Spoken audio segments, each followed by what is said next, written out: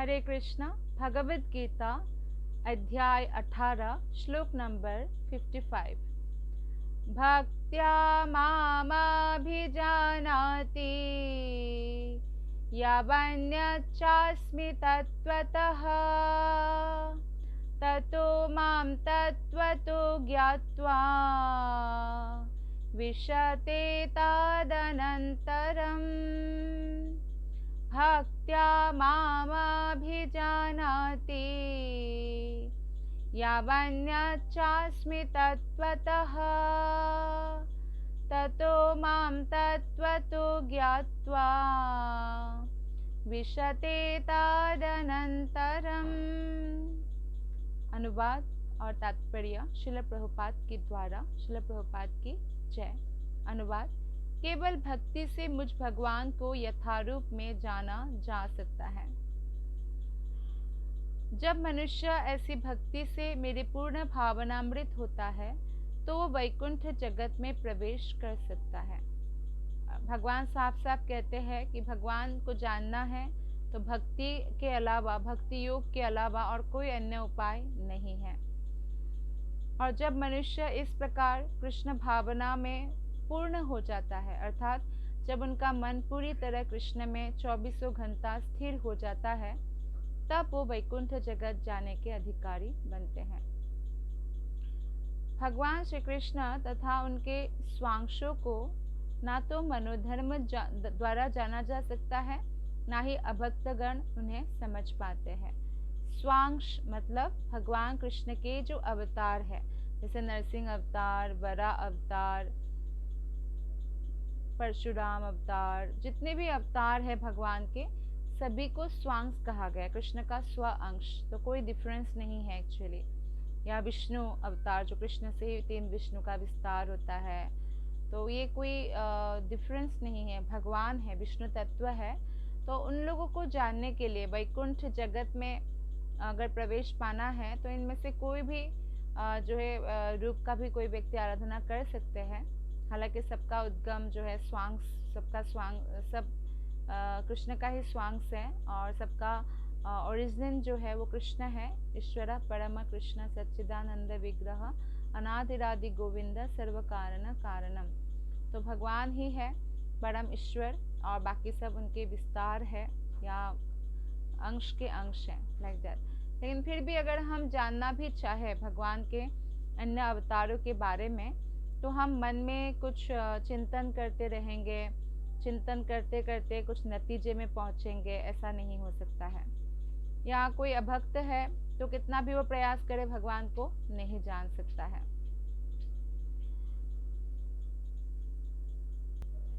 तो इस प्रकार अभक्तगण कृष्ण को नहीं जान पाते। और यदि कोई व्यक्ति भगवान को समझना चाहता है तो उसको भगवान कृष्ण का ही कृपा की आवश्यकता है, भगवान का ही शरण ग्रहण करना पड़ेगा। तो उसे शुद्ध भक्त के पथ प्रदर्शन में शुद्ध भक्ति ग्रहण करनी होती है। शुद्ध भक्त ही शुद्ध भक्ति का रास्ता दिखा सकते हैं या ट्रेनिंग दे सकते हैं। अन्य कोई उपाय से हम उस दशा को प्राप्त नहीं कर सकते हैं। नहीं तो भगवान संबंधी सत्य जो है हमसे हमेशा छिपा ही रहेगा। जैसा कि भगवद गीता में 7.25 में कहा जा चुका है, नाहम प्रकाशः सर्वस्य, मैं सबों के समक्ष प्रकाशित नहीं होता। इतना कोई सस्ता नहीं है कि व्यक्ति जो है ऐसे बहुत ही आसानी से भगवान को प्राप्त करेंगे, इतने सस्ते नहीं हैं। तो शुद्ध भक्त प्राप्त कर सकता है, लेकिन कोई कपटी है, भले उसमें और कोई क्वालिफिकेशन हो भी, तपस्या भी बहुत करे, लेकिन कपटी है वो हृदय से, उसके सामने भगवान कभी प्रकाशित नहीं होते। तो इसलिए श्रील प्रभुपाद जी बताते हैं कि केवल पांडित्य या मनोधर्म द्वारा ईश्वर को नहीं समझा जा सकता है। कोई भले ही सारे श्लोका याद कर ले, भागवतम का, भगवत गीता का, पूरे शास्त्रों का, कथा को भी याद कर ले, पंडित बन जाए, तो वो नहीं जान सकते भगवान को जब तक कृष्ण की सेवा नहीं करेगा, शुद्ध भक्त के अंडर ट्रेनिंग नहीं लेगा, शुद्ध भक्त से सीखेगा नहीं कि कृष्ण कैसे प्रसन्न होते हैं। कृष्ण को केवल वही जान पाता है जो कृष्ण भावनामृत तथा भक्ति में तत्पर रहता है। इसमें विश्वविद्यालय की उपाधियां सहायक नहीं होती। कोई अगर डबल ट्रिपल डॉक्टरेट है, पीएचडी है, 10-10 बार कर भी लिया है, तो भी इसमें सहायक नहीं है। भगवान के विषय में समझने के लिए हमारी भौतिक डिग्री सहायक नहीं है। जो व्यक्ति कृष्ण विज्ञान तत्व से पूर्णतया अवगत है, वही वैकुंठ जगत या कृष्ण के धाम में प्रवेश कर सकता है। तो यानी अगर हम बोले कि नहीं, हमारे पास नहीं जानना हमें भगवान को, तो ठीक है, फिर हमें भौतिक जगत में ही पड़े रहना पड़ेगा, क्योंकि भगवान को अगर जानना है तो यही उपाय है। और कि शुद्ध भक्त के अंडर हम शरणागत हो, प्रामाणिक गुरु के अधीन हो, और फिर भगवान के बारे में जानें। और भगवान की भक्ति हम इस प्रकार करें कि हम जो है भगवत धाम में प्रवेश पा सकें। तो ब्रह्मबुद्ध होने का अर्थ यह नहीं कि वो अपना स्वरूप खो बैठता है। तो कई लोग सोच सकते हैं, अच्छा ब्रह्मबुद्ध का मतलब क्या ये है कि ब्रह्म ज्योति में विलीन हो जाना, अपना स्वरूप खो देना? नहीं, ये नहीं है। भक्ति तो रहती है, और जब तक भक्ति का अस्तित्व रहता है तब तक ईश्वर, भक्त तथा भक्ति की विधि रहती है। तो ऐसे ज्ञान का नाश मुक्ति के बाद भी नहीं होता। मुक्ति का अर्थ है देहात्म बुद्धि से मुक्ति प्राप्त करना। आध्यात्मिक जीवन में वैसा ही अंतर, वही व्यक्तित्व स्वरूप बना रहता है, लेकिन शुद्ध कृष्ण भावनामृत में ही विशते शब्द का अर्थ है मुझमें प्रवेश करता है। कहने का तात्पर्य है कि कोई अगर ब्रह्म ज्योति में भी जाता है तो वो दिव्य आनंद वो प्राप्त नहीं कर सकता। हालांकि वो भी एक प्रकार की मुक्ति है, जैसे 5 प्रकार की मुक्ति है। ब्रह्म ज्योति में जाना सायुज्य मुक्ति कहलाता है। 4 प्रकार की वैष्णव मुक्ति है। सालोक्य मुक्ति भगवान का लोक प्राप्त करना, सारूप्य मुक्ति भगवान जैसा ही शरीर प्राप्त करना, साष्टी मुक्ति भगवान जैसा ऐश्वर्य प्राप्त करना, और सामीप्य मुक्ति भगवान के समीप रहकर सेवा करने का मौका। तो ये 4 वैष्णव मुक्ति है, और एक निराकार मुक्ति है, सायुज्य मुक्ति। तो ये जो 5 प्रकार की मुक्ति है, जो कृष्ण के शुद्ध भक्त होते हैं वो ये 5 प्रकार की मुक्ति की कामना भी नहीं करते हैं, क्योंकि इससे भी अधिक कुछ है जिसको हम कह सकते हैं परम सिद्धि। और वो परम सिद्धि क्या है? कृष्ण प्रेम प्राप्त करना, गोलक धाम में प्रवेश पाना, कृष्ण के जो लीला स्थली है वहाँ पे। भ्रमवश यह नहीं सोचना चाहिए कि यह शब्द अद्वैतवाद का पोषक है, और ऐसा नहीं सोचा। कृष्ण ने कहा कि मुझ में प्रवेश पाता है, तो मुझ में प्रवेश पाने का मतलब ये नहीं सोचना चाहिए अच्छा भगवान निराकार है और हमें जो है उनमें प्रवेश होकर हम अपना अस्तित्व खो देंगे, ऐसे नहीं सोचना चाहिए गलती से। विशते जो शब्द है उसका तात्पर्य है कि मनुष्य अपने व्यक्तित्व सहित भगवान के धाम में भगवान की संगति करने तथा उनकी सेवा करने के लिए प्रवेश कर सकता है। इसमें उदाहरण दिया गया है कि जैसे एक हरा पक्षी है, शुक कहते हैं हरा पक्षी को, तोता हरे वृक्ष में इसलिए प्रवेश नहीं करता कि वो वृक्ष के साथ जो है तदाकार हो जाए, यानी लीन हो जाए, अपितु वो वृक्ष के फलों को भोग करने के लिए प्रवेश करता है। तो कई बार क्या होता है, एक हरा कलर का कोई पक्षी है, हरा रंग का, जैसे कोई तोता ही है, तो तोता वृक्ष में प्रवेश कर गया, बहुत बड़ा वृक्ष है, तो व्यक्ति को ऐसा लग सकता है कि अच्छा विलीन हो गया, लेकिन तोता क्या कभी विलीन होता है? और तोता क्या अपना अस्तित्व खोकर वृक्ष में विलीन होने के लिए प्रवेश करता है? नहीं, उस वृक्ष के फल को खाने के लिए तोता जाता है ना। तो इसी प्रकार से जो है आत्मा भगवान कृष्ण के अंश है, और वो उनका व्यक्तित्व हमेशा बना रहता है। कृष्ण के सेवा में जो आनंद है उससे वो प्राप्त करता है। जैसे फॉर एग्जाम्पल कोई माता है, बच्चों की सेवा करके उनको बहुत खुशी मिलती है ना, या पति पत्नी एक दूसरे की सेवा करके उनको कुछ आनंद मिलता है, या माता पिता की सेवा करके बच्चों को आनंद मिलता है, या समाज की सेवा करके किसी नागरिक को अच्छा लगता है। तो ये सब सेवा में जो सुख है या सुख की अनुभूति है, उससे कई करोड़ अनगिनत गुना ज़्यादा सुख और आनंद की अनुभूति कृष्ण की सेवा में है। तो इसलिए जीवात्मा उस अनुभूति को, उस प्रेम को प्राप्त करना चाहते हैं, वही उनका अंतिम लक्ष्य होता है। निर्विशेषवादी सामान्यतया समुद्र में गिरने वाली तथा समुद्र से मिलने वाली नदी का दृष्टांत प्रस्तुत करते हैं। तो इस प्रकार से जो है हम देखते हैं कि भगवान श्री कृष्ण की सेवा करके हमें असीम आनंद की अनुभूति हो सकती है। जब श्रील प्रभुपाद ने बाहर जब गए और बाहर जाकर उन्होंने जो हिप्पीज लोग हैं उनको भी प्रचार किया, क्योंकि इक्वली सबको कृष्ण प्रेम बांट रहे थे वो। तो हिप्पीज लोग नशा करते थे और छोटा मोटा नशा नहीं, ड्रग्स वग्स लेते थे और मेरीजुआना, LSD जैसे बड़े ड्रग्स लेते थे। तो प्रभुपाद ने बोला कि ये तुम्हारा कैसा नशा है जो चढ़ता है फिर उतरता है, चढ़ता है उतरता है, चढ़ता है तो अपने आप को भगवान समझने लगते हैं। तो बोलते हैं ऐसा नशा करो जो हमेशा चढ़ता ही रहे और कभी उतरे ही ना। तो ये बात उनको भा गई और जब उन्होंने कृष्णा की सेवा करना शुरू किया तो उनको कृष्ण प्रेम, कृष्ण भक्ति का नशा चढ़ गया। फिर उन्होंने ड्रग्स भी छोड़ दिया, समस्त बुरी आदतें छोड़ दी, मांसाहार छोड़ दिया और कृष्ण की शुद्ध भक्ति करने लग गए। तो ऐसा है कृष्ण प्रेम का नशा। प्रेम का नशा समझना बहुत आसान है। जैसे कि भौतिक संसार में अगर कोई एक लड़का लड़की से प्रेम करता है तो हम देखते हैं कि उनमें ऐसी नशा होती है कि पूरे जगत से वो लड़ जाएंगे, ऐसी नशा होती है। तो आप सोचिए आत्मा और परमात्मा, अगर परमात्मा तो प्रेम करते हैं आत्मा से क्योंकि हम उनके अंश हैं, लेकिन आत्मा भी अगर उस प्रेम को जागृत कर ले अपने हृदय में तो कैसा नशा होगा, इसका हम कल्पना भी नहीं कर सकते हैं। इसमें दूसरा उदाहरण श्रील प्रभुपाद जी देते हैं कि निर्विशेषवादी सामान्यतया समुद्र में गिरने वाली तथा समुद्र से मिलने वाली नदी का दृष्टांत प्रस्तुत करते हैं। यह निर्विशेषवादियों के लिए आनंद का विषय हो सकता है, लेकिन साकारवादी अपनी व्यक्तित्व को उसी प्रकार बनाए रखना चाहता है जिस प्रकार समुद्र में एक जलचर प्राणी। तो निर्विशेषवादी जो होते हैं वो ये उदाहरण देते हैं कि समुद्र जो है, नदी जो है बह के समुद्र में मिल गया, इस उदाहरण को देते हैं बहुत सारे निराकारवादी।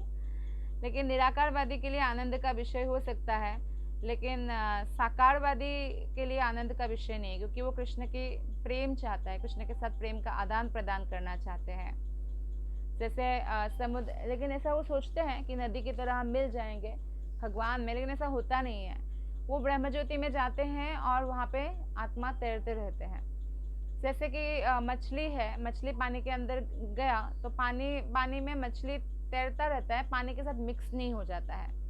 लेकिन वो लोग बोलते हैं कि नहीं, नदी की तरह हो जाता है। लेकिन ऐसा जो धारणा है उसमें आनंद की प्राप्ति नहीं हो सकती है। जैसे आपको कोई बोले कि आपके माता पिता निराकार हैं, आप सेवा करो, कैसे सेवा कर सकता है? मान लीजिए कोई बच्चा है, उनको दादी दादा ने ही बड़ा किया है, माता पिता बचपन में ही दिवंगत हो चुके हैं, तो उनको माता पिता के प्रति ऐसा कोई फीलिंग वो कभी भी अनुभव नहीं कर पाएंगे कि मैं माता पिता के साथ ऐसे प्रेम किया था, आदान प्रदान हुआ था, मम्मी मुझे ऐसे खिलाती थी, ऐसे खिलाती थी, नहीं हो सकता है। तो इसलिए भगवान कृष्ण के भक्त जो है सायुज्य मुक्ति कभी नहीं चाहते हैं। यदि हम समुद्र के गहराई में प्रवेश करें तो हमें अनेकानेक जीव मिलते हैं। केवल समुद्र की ऊपरी जानकारी पर्याप्त नहीं है, समुद्र की गहराई में रहने वाले जलचर प्राणियों की भी जानकारी रखना आवश्यक है। तो हमें ये पता होना चाहिए, ऐसा नहीं, ये जो प्रभुपाद ने उदाहरण दिया कि समुद्र के ऊपरी तौर पर भी बहुत सारे जलचर होता है, लेकिन समुद्र की गहराई पर हम जाएंगे तो और भी विभिन्न प्रकार के हमें मोती भी मिलेगा, है ना, बहुत सारे और भी प्राणी मिलती है। तो इसलिए केवल ऊपर की जानकारी काफ़ी नहीं है। जैसे निराकारवाद जो है तो ब्रह्म ज्योति की जानकारी वो लोग रखते हैं, लेकिन उससे आगे अगर ब्रह्म ज्योति को क्रॉस करेंगे तो वैकुंठ जगत है, वैकुंठ जगत भी क्रॉस करके सबसे ऊपर जाएंगे तो गोलक धाम है। तो इसकी जानकारी होना भी आवश्यक है ताकि हम अपने अंतिम लक्ष्य को, परम लक्ष्य को जान सकें। भक्त अपनी शुद्ध भक्ति के कारण परमेश्वर के दिव्य गुणों तथा ऐश्वर्य को यथार्थ रूप में जान सकता है। आपने देखा अर्जुन शुद्ध भक्त है, इसलिए भगवान अर्जुन को अपने ऐश्वर्य के बारे में भी बताते हैं। कौन भला आपके पास कितना धन है, बैंक बैलेंस है, कौन बताते हैं? अपने आत्मीय जन को पता होता है। ठीक उसी प्रकार से शुद्ध भक्तगण कृष्ण के आत्मीय जन हैं, तो तभी कृष्ण प्रकाशित करते हैं अपने ऐश्वर्य, अपने बारे में जानकारी देना। कृष्ण की कृपा के बिना ये असंभव है। जैसा कि 11वें अध्याय में कहा जा चुका है, केवल भक्ति द्वारा इसे समझा जा सकता है। इसी की पुष्टि यहाँ भी हुई है। मनुष्य भक्ति द्वारा भगवान को समझ सकता है और उनके धाम में प्रवेश कर सकता है। भौतिक बुद्धि से मुक्ति की अवस्था, ब्रह्मभूत अवस्था को प्राप्त कर लेने के बाद भगवान के विषय में श्रवण करने से भक्ति का शुभारंभ होते हैं। तो कई बार जो है मुक्ति, भौतिक बुद्धि से मुक्ति को बोलते हैं ब्रह्मभूत अवस्था, यानी जो व्यक्ति भौतिकता, भौतिक इच्छाओं से अपने आप को मुक्त कर लेता है और किसी भी परिस्थिति में संतोष प्राप्त करता है, वो ब्रह्मभूत अवस्था है। और उसके बाद एक्चुअली भक्ति की शुरुआत होती है।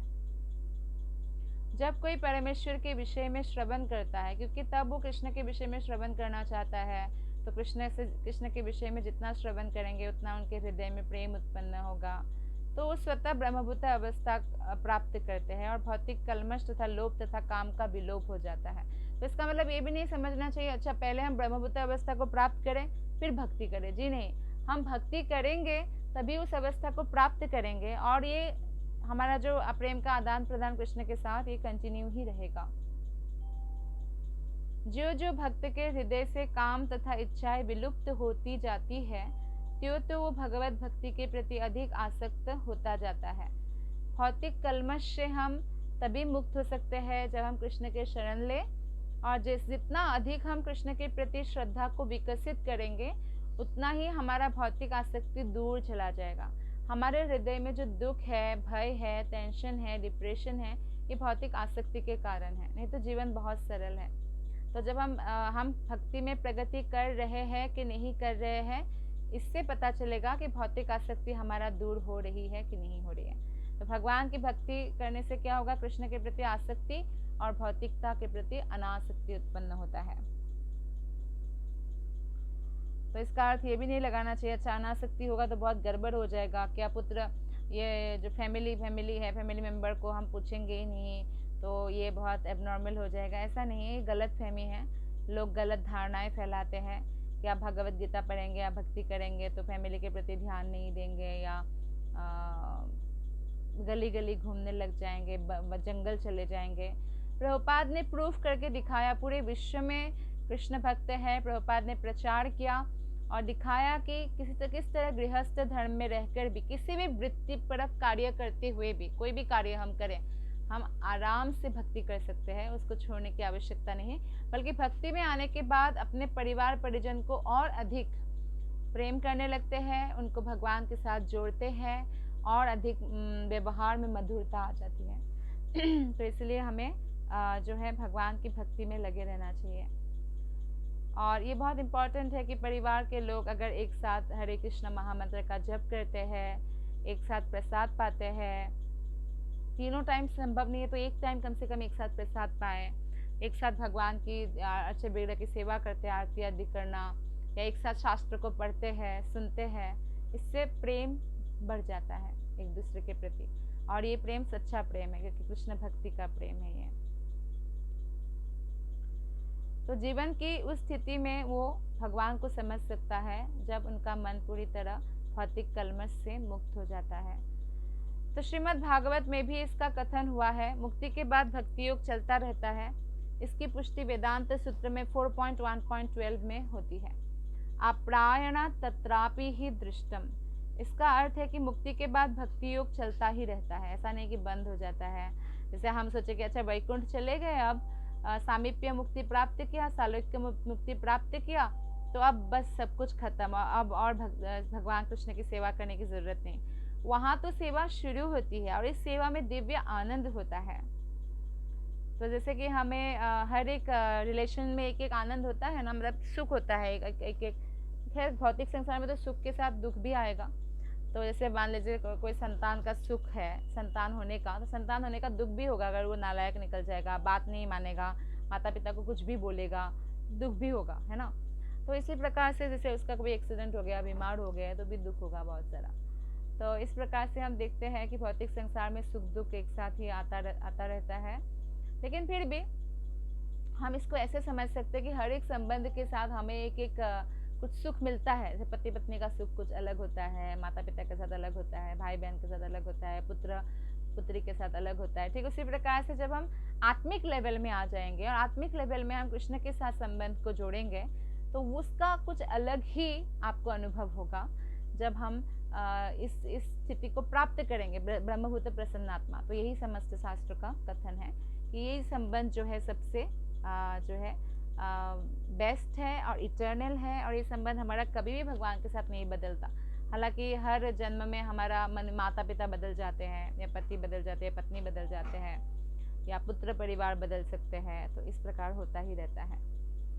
तो मुक्ति के बाद भी भक्ति योग चलता रहता है, और इसकी पुष्टि वेदांत सूत्र से 4.1.12 में होती है। अप्रायण तत्रापि ही दृष्टम, इसका अर्थ है कि मुक्ति के बाद भक्ति योग चलता रहता है। श्रीमद् भागवत में वास्तविक भक्तिमयी मुक्ति की जो परिभाषा दी गई है, उसके अनुसार यह जीव का अपने स्वरूप या अपनी निजी स्वाभाविक स्थिति में पुनः प्रतिस्थापित हो जाना है। तो हमारा स्वरूप, जीवेर स्वरूप है कृष्ण नित्यदास।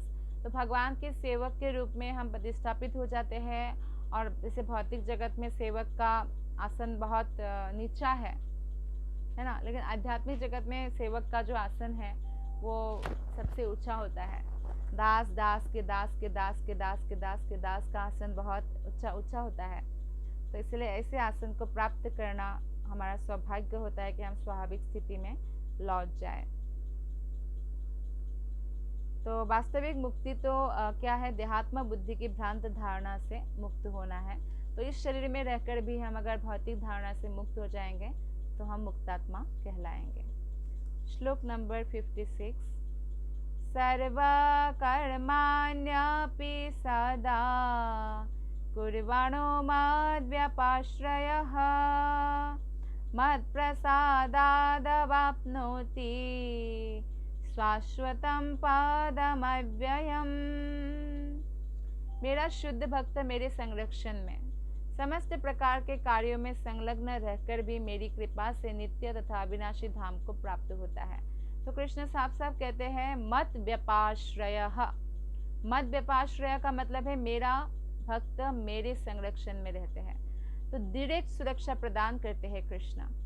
जैसे बाकी लोगों का जो है कर्मफल के हिसाब से उनको कर्म चक्र में परे रहना पड़ता है, और उनका ट्रीटमेंट जो है माया करती है, मार के। माया यानी दुर्गा देवी महामाया, तो वो उनको पनिशमेंट देती है ताकि वो भक्ति की ओर मुड़े, नहीं तो उनको पनिशमेंट मिलता रहेगा। जैसे कि जेलर होते हैं ना जेल में, वैसा। लेकिन भगवान श्री कृष्ण के हमने अगर शरण ग्रहण किया तो तुरंत हम भगवान की सुरक्षा में आएंगे। फिर अंतरंगा शक्ति हमारे ऊपर काम करेगी, देवी शक्ति। तो वो अंतरंगा शक्ति जो कृष्ण की शक्ति है, वो ऐसे हमें मोल्ड करेगी ताकि हम भगवत धाम जाने के लायक बन जाए, ट्रेंड करेगी एक प्रकार से। तो इस प्रकार भगवान हमें संरक्षण देते हैं, प्रामाणिक गुरु भेजते हैं, हर प्रकार से संरक्षण देते हैं। और ऐसा व्यक्ति जो भगवान के संरक्षण पा चुके हैं, कृष्ण कहते हैं समस्त प्रकार के कार्यों में संलग्न रहकर भी कृष्ण की कृपा से नित्य तथा अविनाशी धाम को प्राप्त करते हैं। कोई भी कार्य, कोई भी वृत्तिपरक कार्य वो करे अपने, जैसे शरीर को पालन पोषण करने के लिए या परिवार को पालन पोषण करने के लिए, लेकिन क्योंकि वो भगवान के शरणागत है तो निश्चित रूप से वो भगवत धाम प्राप्त करेगा। तो इससे भी हमें पता चलता है कि ये कोई कंपलसरी नहीं है कि सब कुछ छोड़कर आपको जंगल ही जाना है। जैसे बहुत लोग ऐसा सोचते हैं कि नहीं घर छोड़ना ही है, ऐसा कुछ नहीं है। तो भौतिक कलमश से रहित होने के लिए शुद्ध भक्त परमेश्वर या उनके प्रतिनिधि स्वरूप गुरु के निर्देशन में कर्म करता है, और उनके लिए कोई समय की सीमा नहीं है। वो 100% भगवान के प्रति शरणागत होते हैं। 24 घंटे वो कृष्ण की सेवा के कार्य में संलग्न रहता है। तो प्रश्न आ सकता है, अच्छा इसका मतलब वो कभी सोएगा नहीं? नहीं, वो सोता है, लेकिन सोने से पहले भी वो भगवान को स्मरण करता है। या कई भक्त जो है भगवान का पढ़कर सोते हैं, भगवान के विषय में कुछ ना कुछ भागवतम में या भगवत गीता में पढ़कर सोते हैं।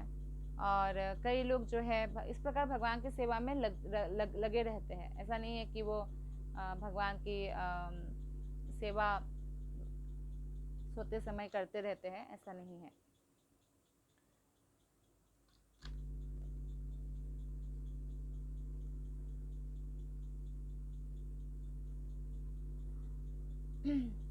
लेकिन अगर हम सोते समय भी भगवान को स्मरण करके सोएं और या भगवान का पुस्तक पढ़कर सोएं और उठने के बाद भी अगर हम ऐसा ही करें तो क्या होगा, वो भी हमारा भगवान जिसमें जोड़ेंगे वो भी हमारा भक्ति में ही जुड़ा जाएगा। तो इस प्रकार हमें गुरु के निर्देशन में ट्रेंड होना है, कार्य करना है और भगवान ने जो भगवत गीता में या भागवतम में बताया है उसके बारे में हमें ध्यान पूर्वक जो है श्रवण करना है और उसको अप्लाई करना है अपने जीवन में जितना हम कर सकते हैं।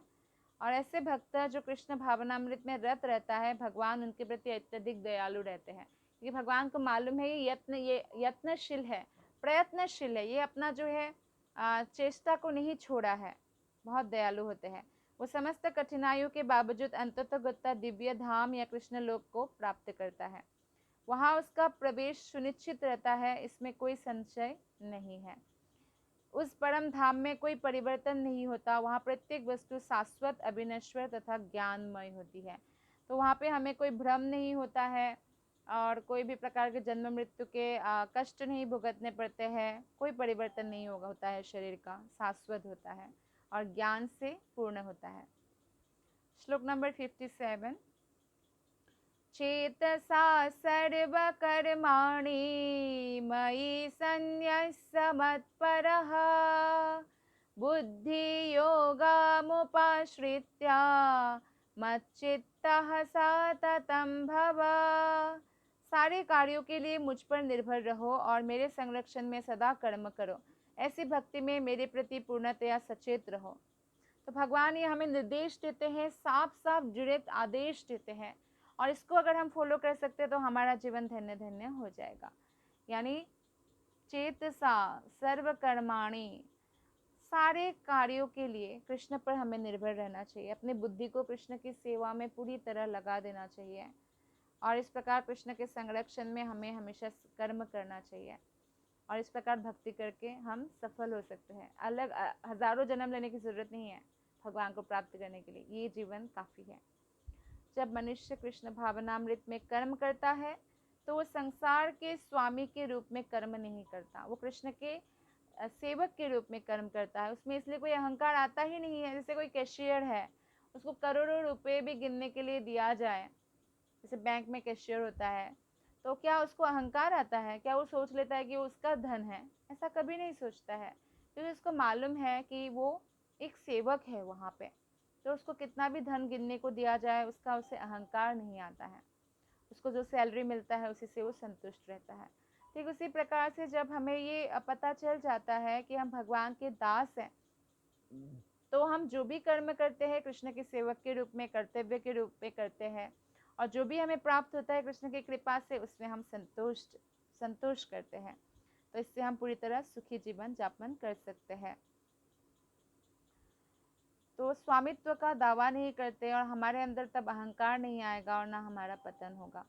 उसे चाहिए कि वो सेवक की भांति परमेश्वर के निर्देश अनुसार कर्म करे।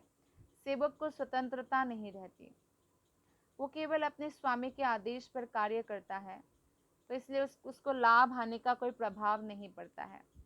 तो हमें ऐसा बनना है, हमें कृष्ण ने जो कहा है वो हमें कार्य करना है, फल के बारे में चिंता नहीं करना है, फल कृष्ण के ऊपर छोड़ना है। इससे हमारा जो टेंशन भरा जिंदगी है वो 100% ख़त्म हो जाएगा जब हम पूरी तरह से कृष्ण पर डिपेंडेंट हो जाएंगे और अपने कर्तव्य पालन करेंगे। बस वो भगवान के आदेश अनुसार अपने कर्तव्य का सच्चे दिल से पालन करता है। तो आप कोई ये तर्क दे सकता है, प्रभुपाद कहते हैं कि अर्जुन कृष्ण के व्यक्तिगत निर्देश अनुसार कार्य कर रहा था, लेकिन जब कृष्ण उपस्थित ना हो तो कोई किस तरह कार्य करे? मतलब कृष्ण तो उस समय उपस्थित थे अर्जुन के सामने, तो अर्जुन को कृष्ण ने बोला तो उन्होंने कार्य किया, लेकिन अर्जुन कृष्ण अभी नहीं है तो किस तरह कार्य करें? यदि कोई इस पुस्तक में दिए गए कृष्ण के निर्देश को पालन करते हैं, कृष्ण ने निर्देश किस में दिया है अर्जुन को, उसको क्या बोलते हैं? भगवत गीता। तो भगवत गीता को अगर कोई पढ़ता है और जो भगवान ने कहा है डायरेक्ट कि मेरी सेवा करो और मैं तुम्हें संरक्षण प्रदान करूंगा, तो इसका अगर पालन करता है कोई व्यक्ति तो क्या होगा? वो वैसा ही लाभ करेगा फल जो अर्जुन को मिला। इस श्लोक में मत परह शब्द बहुत अधिक महत्वपूर्ण है। यह सूचित करता है कि मनुष्य जीवन में कृष्ण को प्रसन्न करने के लिए कृष्ण भावना भावित होकर कार्य करने के अतिरिक्त अन्य कोई लक्ष्य नहीं होता है। मतपरा मतलब मत परायण, यानी कृष्ण परायण होना चाहिए हमें, क्योंकि यही हमारा परम चरम लक्ष्य है। जब वो इस प्रकार कार्य कर रहा हो तो उसे केवल कृष्ण का ही चिंतन इस प्रकार से करना चाहिए कि कृष्ण ने मुझे इस विशेष कार्य को पूरा करने के लिए नियुक्त किया है, तो मैं इसको कर्तव्य के रूप में करता हूँ और इसका फल कृष्ण को अर्पण करता हूँ, और कृष्ण के प्रति सेवा के भाव से करना चाहिए। और इस तरह कार्य करते हुए उसे स्वाभाविक रूप से कृष्ण का चिंतन हो ही जाएगा। 24 घंटे भले वो कोई भी कार्य करे, कर्तव्य के रूप में कृष्ण के प्रति कर्तव्य के रूप में कृष्ण के प्रति समर्पित होकर करेगा तो कृष्ण हमेशा मन में ही रहेगा। तो इस प्रकार 24 घंटे कृष्ण मन में रह सकता है। यही पूर्ण कृष्ण भावनामृत है। सोते समय भी सोने से पहले भगवान का नाम लेके भगवान के बारे में पढ़ के सोना, उठकर भगवान के नाम लेना, और ऑफिस जाते वक्त भी हर जगह हमें जब ये ध्यान रहेगा कि हम जो भी कर रहे हैं ये हमारा कर्तव्य है और कृष्ण के प्रति समर्पित होकर करना है और फल कृष्ण को प्रदान करना है। तो इस तरह कार्य करते हुए उसे स्वाभाविक रूप से कृष्ण का चिंतन हो जाएगा। किंतु ये ध्यान रहे कि मनमाना कर्म करके उसका फल परमेश्वर को अर्पित ना किया जाए। मनमाना जैसे कोई गलत कार्य करेंगे, नहीं मेरा यही कर्तव्य है, जैसे कि वो शिकारी बोल रहे थे ना, वो पशुओं का हत्या करते थे और बोलते थे नहीं यही मेरा कर्तव्य है, मैं ऐसे ही पालन पोषण करता हूँ, यही हमारा परंपरा है। तो मनमाना कार्य है जिससे पाप होता है, वो कार्य नहीं करना है हमें। तो इसलिए हमें अगर हम ऐसे कार्य करेंगे कुछ भी मनमाना और कृष्ण को समर्पित करेंगे, फल वो भक्ति में नहीं आएगा। मनुष्य को चाहिए कि श्री कृष्ण के आदेश के अनुसार कर्म करे, यह अत्यंत महत्वपूर्ण है। आदेश कहाँ पे बताया गया है? भगवत गीता में बताया गया है, तो उसके अनुसार हम कर्म करें। कृष्ण का यह आदेश हमें गुरु परंपरा के माध्यम से भी मिलता है, यानी प्रामाणिक गुरु हमें बताते हैं, प्रामाणिक गुरु जो आदेश देते हैं वो भी भगवान का ही आदेश होता है। अतएव गुरु के आदेश को जीवन का मूल कर्तव्य समझना चाहिए। देखिए शास्त्र में जो दिया गया है आदेश, वो एक प्रकार से भगवान ने परोक्ष रूप से दिया है शास्त्रों के माध्यम से, लेकिन जो प्रामाणिक गुरु हमारे जीवन में आता है ना, वो प्रत्यक्ष रूप से हमें आदेश देते हैं कृष्ण के प्रतिनिधि बनकर। तो उस आदेश को पालन करना हमारे जीवन का मूल कर्तव्य समझना चाहिए। और यदि किसी को प्रामाणिक गुरु प्राप्त हो जाता है तो गुरु के निर्देश के अनुसार कार्य करना चाहिए, तो कृष्ण भावनामय जीवन की सिद्धि सुनिश्चित है। अगर गुरु नहीं मिला है तो रोज कृष्ण से प्रार्थना करना चाहिए कि मुझे गुरु प्रदान करें, और कृष्ण की कृपा से हमें प्रामाणिक गुरु प्राप्त हो जाएगा और गुरु की कृपा से फिर हमें कृष्ण प्राप्त हो जाएंगे। अर्थात कृष्ण कृपा से गुरु मिले और गुरु कृपा से कृष्ण। श्लोक नंबर 58। मच्चित्ता सर्वदुर्गाणि मत्प्रसादात् तरिष्यसि अथा चेत्त्वामहङ्कारान् न श्रोष्यसि विनक्ष्यसि। यदि तुम मुझसे भावना भावित होंगे तो मेरी कृपा से तुम बद्ध जीवन के सारे अवरोधों को लांघ जाओगे, लेकिन यह तुम मिथ्या अहंकार वश ऐसी चेतना में कर्म नहीं करोगे और मेरी बात नहीं सुनोगे तो तुम विनष्ट हो जाओगे। तो कृष्णा की भक्ति के अलावा एक्चुअली जीवात्मा के पास और कोई दूसरा ऑप्शन नहीं है, नहीं तो निश्चित रूप से उसका पतन होगा, वो नष्ट हो जाएगा और दुख में ही जीवन बिताना पड़ेगा। वो दुख क्या है? भौतिक संसार दुख है, दुख से भरा हुआ है। तो इसलिए भगवान कहते हैं कि यदि तुम मुझसे भावना भावित हो जाओगे, यानी कृष्ण में मन स्थिर हो जाएगा, तो कृष्ण की कृपा से हमें बद्ध जीवन से मुक्ति मिलेगा। बद्ध जीवन में सारे जो अवरोध है उससे हमें मुक्ति मिलेगा। लेकिन अगर हम झूठा अहंकार वश कृष्ण चेतना में कार्य को नहीं करेंगे तो कृष्ण की बातें नहीं सुनेंगे तो हमारा ही नुकसान होगा। जैसे माता पिता कहते हैं ना, ठीक है हम पढ़ने के लिए बोल रहे हैं, बात मानो तो तुम्हारा ही कल्याण होगा और नहीं मानो तो तुम्हारा ही नुकसान होगा, और होता भी है ऐसा। बाद में लाभ कौन पाता है? अच्छे से पढ़ाई लिखाई करता है तो बच्चा को ही लाभ होता है। तो इस प्रकार भगवान जो है हमें कह रहे हैं कि अगर आप मेरी बात को मान लेते हो तो ये आपके लाभ के लिए है, नहीं तो आप विनष्ट हो जाओगे। पूर्ण कृष्ण भावना भावित व्यक्ति अपने अस्तित्व के लिए कर्तव्य करने के विषय में आवश्यकता से अधिक उद्विग्न नहीं रहता है। तो इतना प्रयास नहीं करेंगे कोई भक्त कि भक्ति छूट जाए, इतना ओवरलोडेड नहीं होंगे बिजनेस में कि भक्ति छूट जाए। उसका कुछ भी बिजनेस करे, कुछ भी वृत्ति में हो, वो 16 माला करने का समय निकालेंगे ही, भक्तों से मिलने का, श्रवण करने का समय निकालेंगे ही। जो मूर्ख है वो समस्त चिंताओं से मुक्त कैसे रहे, इस बात को नहीं समझ सकता। जो व्यक्ति कृष्ण भावनामृत में कर्म करता है, भगवान कृष्ण उसके घनिष्ठ मित्र बन जाते हैं। तो बहुत सारी चिंताएं सताते रहते हैं इस भौतिक जगत में, लेकिन मूर्ख व्यक्ति इस चिंताओं से कैसे मुक्त होना है इस बात को नहीं समझ सकता है। वो चिंता में सब जलते रहेंगे लेकिन कृष्ण का शरण ग्रहण नहीं करेंगे। लेकिन जो व्यक्ति भगवान की बातों को मानते हैं और कृष्ण भावनामृत में कर्म करता है, तो भगवान कृष्ण उसके घनिष्ठ मित्र बन जाते हैं। और भगवान क्योंकि घनिष्ठ मित्र है, तो मित्र अपने मित्र का सदैव ध्यान रखते हैं। कृष्ण हमेशा ऐसे भक्त के जो है वह सदैव अपने मित्र की सुविधा का ध्यान रखते हैं। कृष्ण तो सबका ही ध्यान रखते हैं, लेकिन एक भक्त भी जब कृष्ण को मित्र मानने लगते हैं तो भगवान श्री कृष्ण की भी सेवा का पूरा ध्यान रखते हैं। और जो मित्र 24 घंटे कृष्ण को प्रसन्न करने के लिए निष्ठापूर्वक कार्य में लगा रहता है, वे उसको आत्मदान कर देते हैं। तो एक इस प्रकार से मित्रता निभती है। भगवान को हम जब मित्र मान लेते हैं और भगवान की आज्ञा के अनुसार अपना जीवन ढाल लेते हैं, 24 घंटा भगवान के प्रति समर्पित रहते हैं, तो ऐसे मित्र को भला कौन नहीं चाहेगा। तो भगवान खुद को दे देते हैं, बोलते हैं ना, बिन मोल बिक जाते हैं, बिना मोल के ही बिक जाते हैं। तो हमें मिथ्या अहंकार से बचना चाहिए, क्योंकि अगर मिथ्या अहंकार, अगर हम अपने को शरीर समझते रहेंगे तो हम कृष्ण को मित्र नहीं मान सकते। जब हम आत्मा के लेवल पे सोचेंगे तब हमें पता चलेगा कि कृष्ण के साथ हमारा जो रिश्ता है वो सदा सदा के लिए इटर्नल है। वो हमारा बेस्ट फ्रेंड है और हमेशा से ही मित्र रहे हैं और हमेशा रहेंगे। उसे झूठे ही यह नहीं सोचना चाहिए कि वो प्रकृति के नियमों से स्वतंत्र है या कोई भी कर्म करने के लिए मुक्त है, उनको कोई दंड नहीं देगा। ये गलत फहमी है। वो पहले से कठोर भौतिक नियमों के अधीन है, लेकिन जैसे ही वो कृष्ण भक्ति करने लगता है, भौतिक दुश्चिंताओं से मुक्त हो जाता है।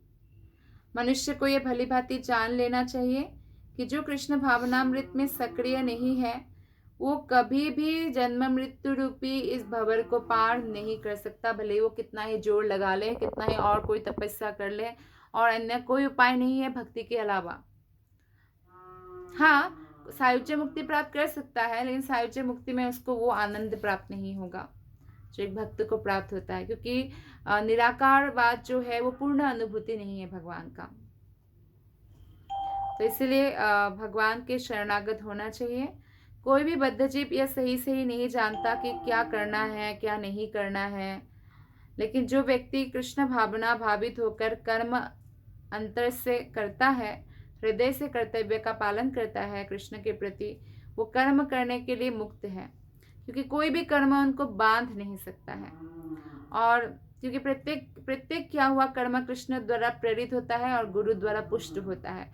तो जब एक व्यक्ति पूरी तरह कृष्ण भावना भावित होता है, जैसे किसी को भूत पकड़ता है, तो वो एक्चुअली वो कार्य नहीं करता है, वो भूत ही वो कार्य करवाता है उससे। तो इस प्रकार जो है, कोई अगर भगवान श्री कृष्ण के भक्ति में आ जाते हैं पूरी तरह से, तो कृष्ण पूरा भार अपने ऊपर लेते हैं, और कृष्णमय रहने के कारण उनका हर कार्य एक्चुअली कृष्ण द्वारा ही निर्देशित होता है, गुरु द्वारा ही पुष्ट होता है। तो इसलिए हमें भगवान की भक्ति में दृढ़ प्रतिज्ञ होकर लगे रहना चाहिए। श्लोक नंबर 59। यदहंकारमाश्रित्य नायोत्स्या इति मन्यसे मिथ्येषा व्यवसायस्ते प्रकृतिस्त्वं नियोक्ष्यति। कृष्ण कहते हैं, यदि तुम मेरे निर्देश अनुसार कर्म नहीं करते और युद्ध में प्रवृत्त नहीं होते हो तो तुम कुमार्ग पड़ जाओगे, तुम्हें अपने स्वभाववश युद्ध में लगना होगा। तो ये अर्जुन को बोल रहे हैं, लेकिन अर्जुन के माध्यम से एक्चुअली हमें बोल रहे हैं कृष्णा कि अगर हम कृष्ण के निर्देश के अनुसार जीवन संघर्ष में प्रवृत्त नहीं होते, ये भी एक युद्ध है ना, जीवन संघर्ष में जो भी हमें कर्तव्य मिलता है, निर्दिष्ट कर्तव्य, तो हम कुमार्ग पर जाएंगे, गलत रास्ते पर चले जाएंगे। कृष्ण कहते हैं तुम्हें अपने स्वभाववश युद्ध में लगना होगा। जो भी स्वभाव है, कोई सत्वगुण है तो ब्राह्मणों का कार्य करेंगे, पुजारी का, या इस तरह के आध्यात्मिक जो भी कार्य है। क्षत्रिय है तो युद्ध लड़ेंगे, राजा एडमिनिस्ट्रेशन का कार्य करेंगे। वैश्य है तो बिजनेस करेंगे, कृषि पालन, गो पालन करेंगे। शूद्र है तो श्रमिक का कार्य करेंगे। तो स्वभाववश हमें संघर्ष में लगे रहना होगा, और कोई भी कार्य हम करें कोई फर्क नहीं पड़ता। ये चारों वर्ण के लोगों को भगवत धाम मिलेगा अगर अपने वृत्तिपरक कार्य में लगकर वो भगवान की सेवा करता है तो। अर्जुन एक सैनिक था और क्षत्रिय स्वभाव लेकर जन्मा था, अतएव उसका स्वाभाविक कर्तव्य था कि युद्ध करे। आज वो मना कर रहे थे, युद्ध नहीं करूंगा, भिक्षा मांगकर खाऊंगा, लेकिन जैसे ही उनको याद आएगा द्रौपदी का अपमान, तो फिर से युद्ध करने के लिए, क्योंकि स्वभाव है ना युद्ध करने का। अपमान जो याद आएगा उनको, राज्य छीन लिया, राज्य नहीं होगा। फिर इतने सारे लोग जो महीनों ट्रेवल करके आए हैं पूरे पृथ्वी से कोने कोने से, फिर से एक महाभारत युद्ध का जो जिसमें धन भी कितना खर्च होता है ना, इतना सेना, हजार हजार सेना लेकर जब ट्रेवल करते हैं, इतना दिन रुक रुक के आना पड़ता है, अस्त्र शस्त्र सब, बहुत खर्चा होता है, और सबको एकत्रित करना इजी नहीं है। और भगवान ने जबकि 18 दिन में सबको मृत्यु का लिख ही चुके थे, तो अगर अर्जुन नहीं भी युद्ध करते तो भी उनका मृत्यु होता, और ऐसे मृत्यु होता तो पता नहीं वो कहाँ जाते। लेकिन युद्ध क्षेत्र में मुक्त होने के मृत्यु होने के कारण वो भी कृष्ण के सामने तो सबको अपना स्वरूप प्राप्त हुआ, भगवत धाम प्राप्त हुआ। तो इसीलिए भगवान कहते हैं कि मेरे निर्देश अनुसार जो है कार्य करो। तो अर्जुन का जैसे स्वाभाविक कार्य है युद्ध करना, लेकिन मिथ्या अहंकार वश या देहात्म बुद्धि से वो प्रेरित हो गए थे उस समय कृष्ण की ही इच्छा से, ताकि हमें भगवत गीता मिले। वो डर रहे थे कि गुरु, पितामह और मित्र को वध करके पाप का भागी होगा। वास्तव में वो अपने को अपने कर्मों का स्वामी जान रहा था, लेकिन कर्मों का स्वामी हम नहीं है, ना ही कर्मफल का भोक्ता हम हैं। ऐसा लग रहा था जैसे कोई अच्छे बुरे कर्म का हम ही निर्देशन कर रहे हैं, लेकिन ये नहीं है। हमें कर्तव्य का पालन करना ही पड़ेगा। वो भूल गया कि वो साक्षात भगवान उनके सामने मौजूद है और युद्ध करने का आदेश दे रहे हैं। तो भगवान हमें आदेश दे रहे भगवत गीता में, फिर भी अगर हम विस्मृति हो जाते हैं, भूल जाते हैं और नहीं पालन कर पाते हैं, तो ये हमारा फेलियर है। परम पुरुष निर्देश देते हैं कि क्या अच्छा है और क्या बुरा है, कैसे मनुष्य को सर्वोच्च सिद्धि प्राप्त होता है। कोई भी अपने भाग्य का निर्णय ऐसे नहीं कर सकता जैसे भगवान करते हैं। अतएव सर्वोत्तम मार्ग क्या है कि कृष्ण के निर्देश के अनुसार कर्म किया जाए, भगवत गीता पढ़ा जाए, श्रवण किया जाए, उसको अपने जीवन में प्रयोग किया जाए। तो इससे भगवान का कृपा हमें 100% प्राप्त होगा। तो भगवान या भगवान के प्रतिनिधि स्वरूप गुरु के आदेश की वो कभी भी उपेक्षा ना करे, ये बहुत इंपॉर्टेंट है। ये कृष्ण का आदेश जो शास्त्र में दिया गया है, और गुरु का आदेश जो डायरेक्ट इंस्ट्रक्शंस होता है, हमें कभी उपेक्षा नहीं करना चाहिए। तो भगवान के आदेश को बिना किसी हिचक के पूरा करने के लिए वो कर्म करे, और इससे सभी परिस्थितियों में सुरक्षित रहा जा सकेगा। तो भगवान के आदेश के लिए पूरा करने के लिए हमें हेजिटेशन करने की जरूरत नहीं है।